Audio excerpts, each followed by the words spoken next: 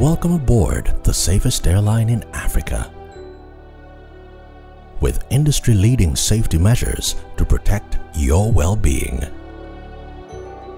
The first in Africa to earn a diamond standard of safety. Offering a more contactless, safe, and seamless experience. Delivered with a smile by Africa's first fully vaccinated crew. Creating special memories that bring the joy back to flying, so you can continue making memories with your loved ones. Book your flight with Rwandair today. Rwandair, the safest airline in Africa. Rwandair, fly the dream of Africa.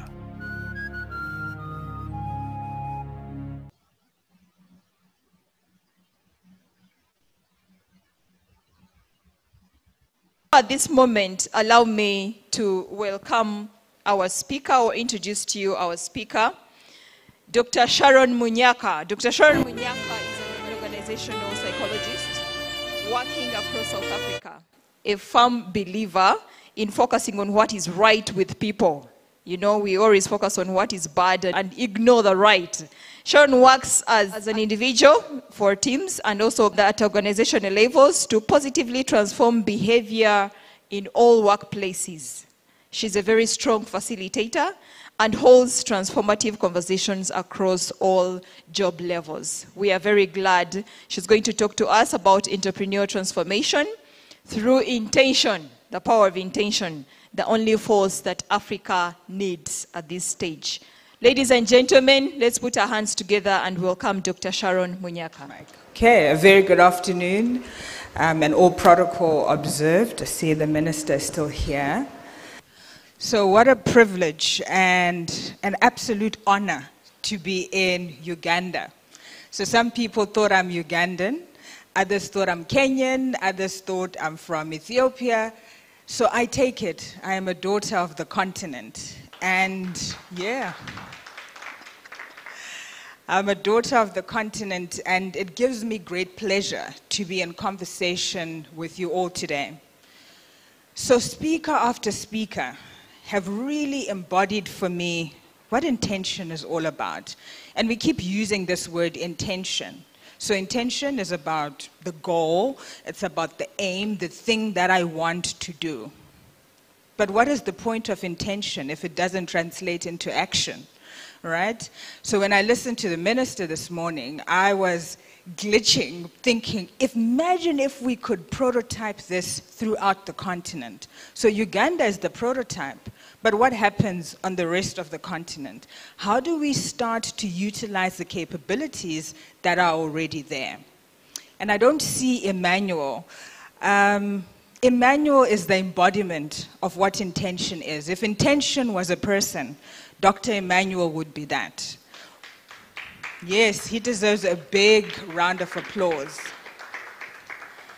And I say that with such humility because he saw an opportunity where all of us, coming from our different faiths, our different belief system, our different industries, able to sit in one room, committed to one cause.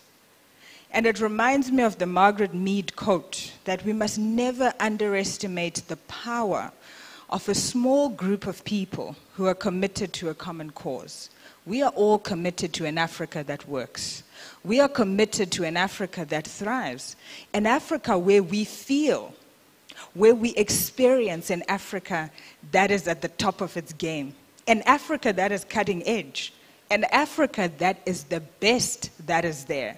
So I am excited to be part of the continent, and I hope you are too. We have all these beautiful documents. Africa 2063, the priorities are clear. So what stops us from actualizing all of this beautiful English and translating it into tangible outcomes that we can stand with pride and say, on this continent, this is what we have done. So I thought I would acknowledge Uganda, this beautiful country, and you are the pearl of Africa. Since I landed, it is my first time in your country. I've just experienced the beauty and the warmth. Your food, the tastes Everything is just so amazing. And for me, it's the land of possibility, right? The entrepreneurial spirit, the agriculture, the tourism. We've heard that today, that Uganda is doing all of that. And if Uganda provides us that prototype, what becomes possible for the rest of the continent? So I thought I'd share with you a few thoughts around a prosperous Africa. And speaker upon speaker has reiterated that the youth is where it's at. As a continent, we are so youthful. Over 50% of the population is below 18 years old. We are alive with possibility. We don't have the aging population problem. We have youth, right? We still have youth that we can work with, youth that we can plant seeds of possibility. We still have youths who are open to prototype, youth who are saying, let's try. What is the worst thing that could happen? So we fail fast to succeed. And I'm so happy we're using the language of prototyping, because prototyping is quite embracive, it's quite inclusive, it enables us to learn, it enables us to try. And it gives us the opportunity to gather the lessons and keep going, right?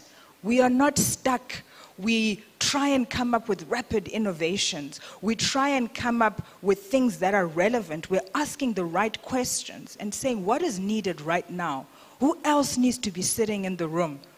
Who else needs to be giving an input onto this? If I want to solve problems around education, the girl child who is not going to school, I need to speak to girl children. So why are solutions coming from elsewhere? African solutions by Africans for Africans. And one of the things that we have as Africans is Ubuntu. That is our unique value proposition. My well-being is intrinsically tied into yours. So when I succeed, everybody else succeeds. And if we use Ubuntu as the bedrock of everything that we do, imagine what becomes possible for us as a continent. So the Africa Rising phenomenon has been spoken about over and over, and it continues because we are rising. What is the story that we keep telling about Africa? I listened to David and I really felt encouraged that actually, let us reauthor the narratives around who we are as Africa. Because what is the payoff of telling that story of how poor we are? What is the payoff of saying we are the forgotten continent? What is the payoff of saying we don't have the resources? Let us start reauthoring those narratives and take up the baton and say, actually, as Africa, we can do this. As Africa, we have the resources. As Africa, we have the capabilities to problem solve and actually shift things in a powerful and impactful way. So Africa, our time is now. No one is coming. We are the plan. So for me, intention is the seed that creates the future. And yesterday, another speaker also spoke about the seed that is planted. And in the room, I know we have a lot of farmers. There was a vanilla farmer. I was like, yo, Bishop, I also need a piece of land. So I'm really wanting to come and stay in Uganda and get a piece of land and also grow. Yes. So when we plant that seed, we need to nurture it. We need to make sure the soil is right. We need to water it. We need to weed. It's not going to happen on its own. So in the different spaces that we find ourselves, how are we ensuring that seed that we have planted continues to grow? So looking at the theme of this conference, right? What is the role of intention through religion and entrepreneurship? So we speak of entrepreneurial intention. Religion, and I use the term religion very broadly because I do acknowledge that we come from different modalities. So from our different belief systems, what are the morals, what are the values, what are the ethics that are the bedrock that guide how we think, that guide how we behave, right? So when we set specific business goals, what guides us? When everything else is falling apart, what is the thing that I default to? And that's where religion comes in. So I'm an industrial psychologist. I'm in private practice. I subscribe to Christianity. And so when things are falling apart, I go back and I say, Lord, this is yours. Take it. The Lord is my shepherd. What shall I want? Right?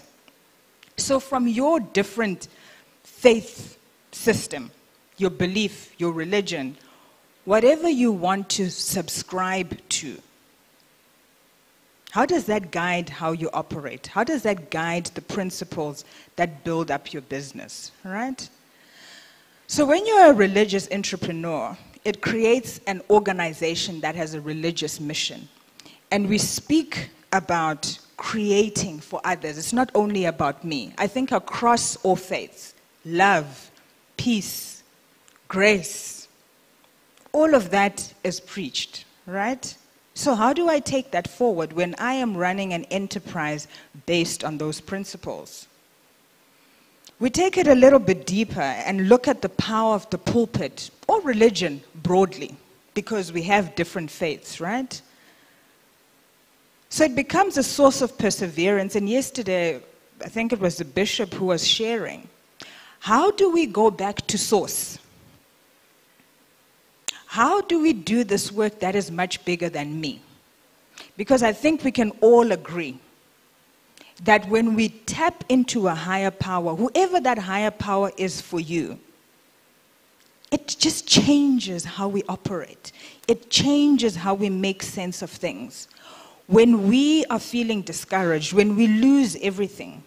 I was chatting to someone the other day, and they were saying they lost everything in their business. It was an error by one of the staff in their enterprise. Massive error that cost them a lot of money. And they were contemplating taking their own life. But because of faith, that person had restored hope. They were able to start again. So to our audience, virtual and in person, we are at different stages of this journey. So what is that source of perseverance that you are going to tap into? What is the source of motivation that keeps you going when things seem difficult? What is that source of life values that enable you to have a guidepost of doing meaningful work? Work that is not only for you, but work that is creating the future. Because if we don't make sure we create a platform that works, we are stealing from future generations. We need to make sure that future generations are taken care of.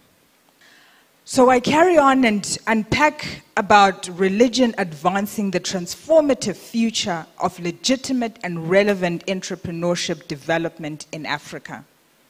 So religion is a guidepost, right?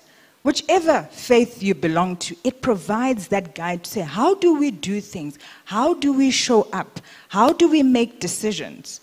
How do we operate in a fair and consistent way? How do we lead with integrity? How do we move from comfort to courage? So a lot of our religious leaders were being challenged to speak up, lead with transparency, start highlighting where the money is going. Start talking about the difficult things that are happening within your different spaces, all right?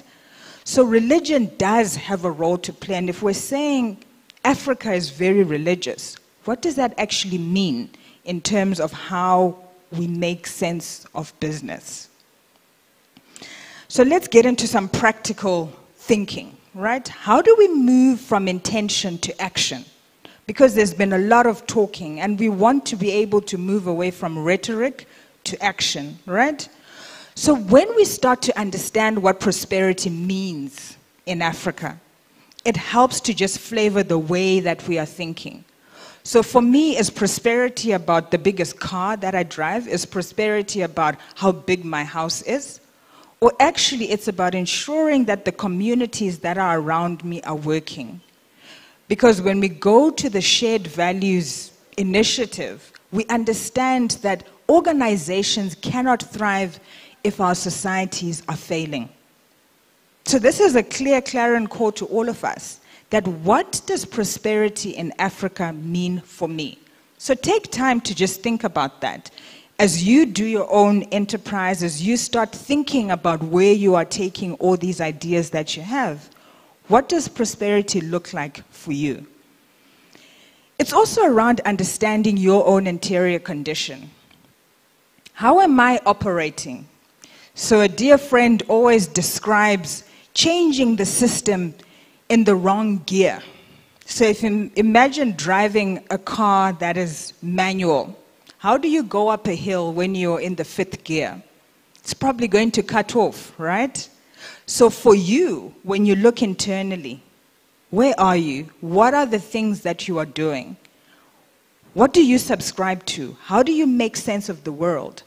When that is clear, when you understand your own triggers, when you understand how you make sense of the world, the things that you value, it enables you to start changing the system. You cannot change the system out there when inside everything is broken. So you need to take the time to do the internal work. Take the time to interrogate where you are and the things that you value. So another thing that's been coming up in a lot of the conversation is around our mindset. How do we make sense of the world? Because what we see is behavior, right? But all of us are dragging this invisible suitcase. In that suitcase is stuff that's been packed by the church, by our families, by society, by just our life experiences. So how do I make sense of things going on in the world? And I speak of the fixed and growth mindset. So the fixed mindset is saying, well, this is who I am, take it or leave it, right? But we don't want to be those poor billionaires. We actually want to start shifting the dial. And yesterday, our speaker was speaking about the return business as a key indicator of how well you're doing. So if none of the customers are coming back, what is going on? That is data. Data that helps you to interrogate. What do I need to be shifting? Yes, you might have a brilliant product, but perhaps there's something in your price point that needs to be adjusted. Maybe there's something in your approach that needs to be adjusted. So the growth mindset is allowing feedback.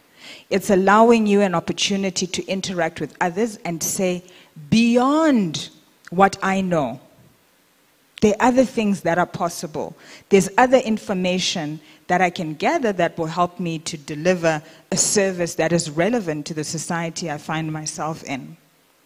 So we do not need to be stuck in the old way of doing things. The only way we are going to survive is if we are able to learn, unlearn, and relearn. Our inability to take on new ways of being will keep us stuck. We cannot rely on only those things that we know. So colleagues, the clarion call for a prosperous Africa is clear. Are we following the path of least resistance?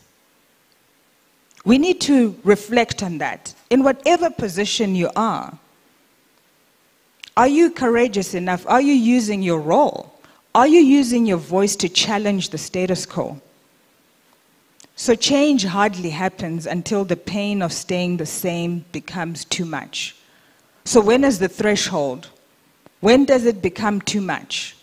When do you as a religious leader speak up and say enough?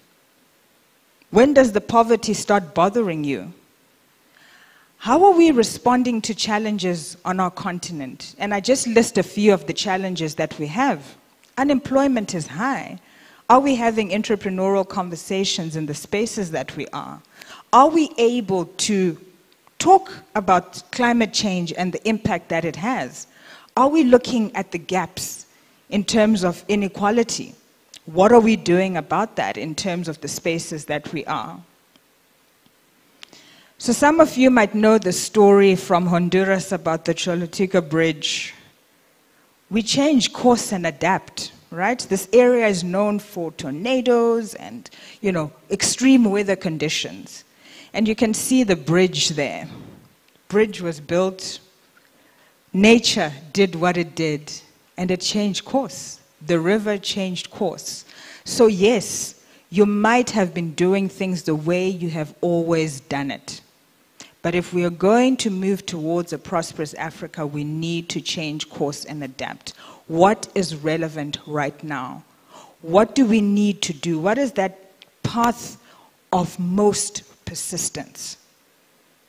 We've had a lot of challenges. We've had COVID. The pandemic has affected us in great ways. But there are other things that are working. What are the stories of Africa that we keep on telling? When do we need to change the narrative? When do we need to start challenging those stereotypes that we have of our continent? And quitting is not an option. We don't have the luxury to say we are opting out. This is our continent. There's nowhere else to go. So as I close, colleagues, committing to a prosperous Africa requires all of us. When we commit and work towards one goal, and just shift that dial together, the possibilities are endless. So when you ask yourself, from my sphere of influence, what am I doing? What can I do differently? And when we listen to each other beyond our judgments and filters, what becomes possible? So when I stop judging because you are this, or because you belong to this party, what becomes possible? How can I tap into the collective wisdom? Because I sincerely believe that the wisdom is already here. So how do we tap into that collective wisdom and say, let us create something that works? And for me, stories matter. Our many stories matter. So don't underestimate sharing your own journey, sharing your own story of how you got to where you got to. As entrepreneurs, they also need encouragement. They need to have stories they can relate to and say, yes, this is possible because I have heard it from a person who looks like me, from a person who comes from a region like me. And this is a quote that I particularly like from Martin Luther King. It says, a religion true to its nature must also be concerned about man's social conditions. Any religion that professes to be concerned with the souls of men is not concerned with the slums that damn them, the economic conditions that strangle them, and the social conditions that cripple them is as dry as dust religion. So our work is clear, brothers and sisters. We can all contribute to a prosperous Africa. I thank you. I first met UMB when I was at the crossroads of my business.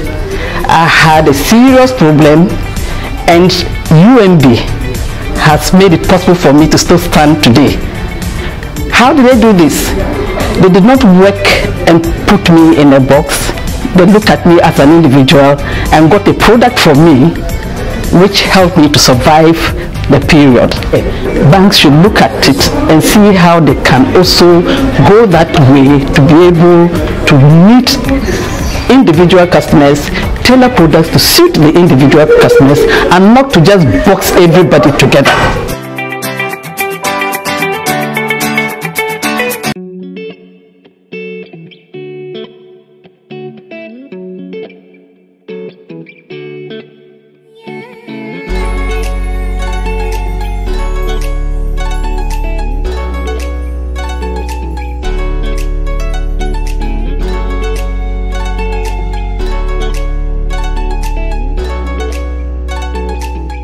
So we pick travelers, our typical customers are people flying in and out of the country. So we pick those from the airport to wherever they're going and back. And we do this through a network of driver partners for whom we give regular business and improve livelihoods. They can book through WhatsApp, they can call us, they can email us. We just try to make it as simple and convenient, as seamless as possible for our customers.